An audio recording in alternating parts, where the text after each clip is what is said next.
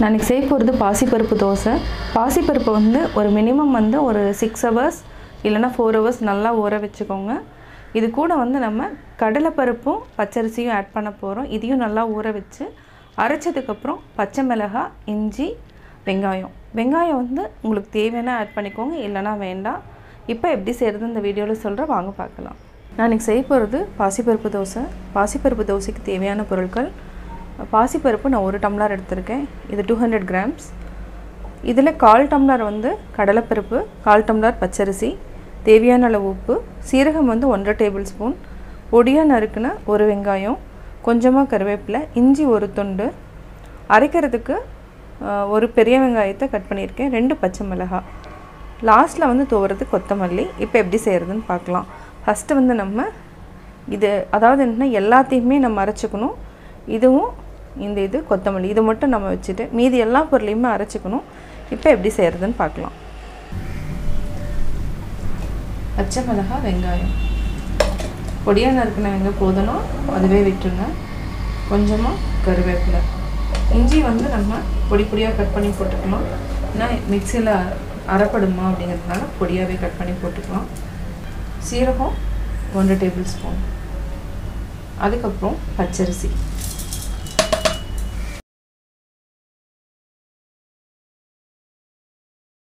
First இதை நம்ம அரைச்சிக்கலாம்.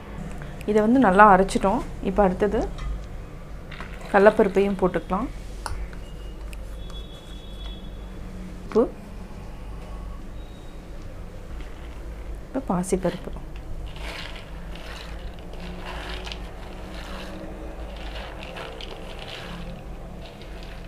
இது வந்து என்னென்னா நைட்டே அதாவது மினிமம் வந்து 6 hours ஊற வைங்க.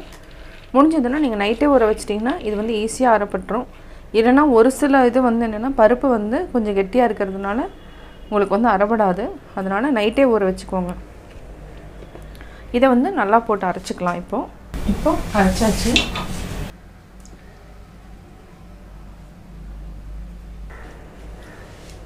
இப்போ நல்லா அரைச்சி மிக்ஸ் பண்ணிக்கோங்க. உப்பு வந்து தோசை ஊற்றுறதுக்கு முன்னாடி செக் பண்ணிக்கோங்க. உப்பு பத்தலைன்னா ஆட் பண்ணிக்கோங்க. இப்போ நம்ம வெங்காயம் போட்டுக்கலாம்.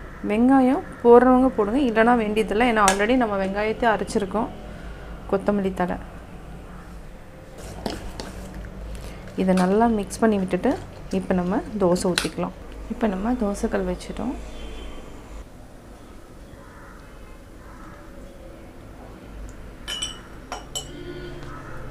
இதுக்கு வந்து லைட்டாக ஆயில் ஊற்றிக்கலாம், ரொம்ப தேவையில்லை.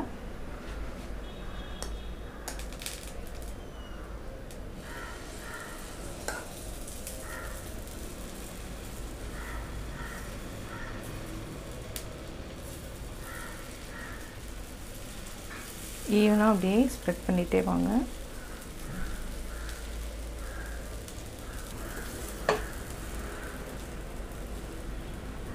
சின்ன சின்ன தோசையாகவும் நம்ம போட்டுக்கலாம். இதுக்கு கொஞ்சமாக எண்ணெய் வந்து தேவைப்படும் ஃபஸ்ட்டு தோசைக்கு. அதுக்கப்புறம் வந்து நம்ம எண்ணெய் அதிகமாக ஊற்ற வேண்டியதில்லை.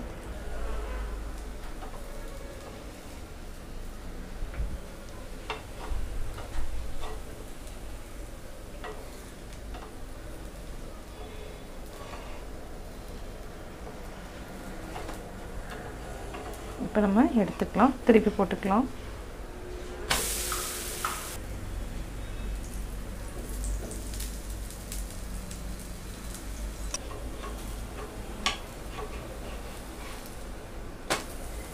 இப்போ நல்லா வெந்துடுச்சு, நம்ம எடுத்துக்கலாம். சுவையான பாசிப்பருப்பு தோசை ரெடி. நான் பாசிப்பருப்பு தோசை எப்படி செஞ்சேங்கிறத பார்த்தீங்க. இது வந்து நைட் டின்னருக்கு ரொம்ப நல்லது. அதாவது என்ன, டைஜஷன் சீக்கிரம் ஆகும். ரொம்ப சாப்பிட வேண்டியதில்லை. ஒரு 2 தோசை இருந்தாவே போதும். நீங்களும் வீட்டில் ட்ரை பண்ணி பார்த்துட்டு உங்களுடைய கமெண்ட்ஸ் எனக்கு சொல்லுங்கள். பிடிச்சிருந்தால் லைக் பண்ணுங்கள். மறக்காமல் எங்கள் சேனலை சப்ஸ்கிரைப் பண்ணுங்கள்.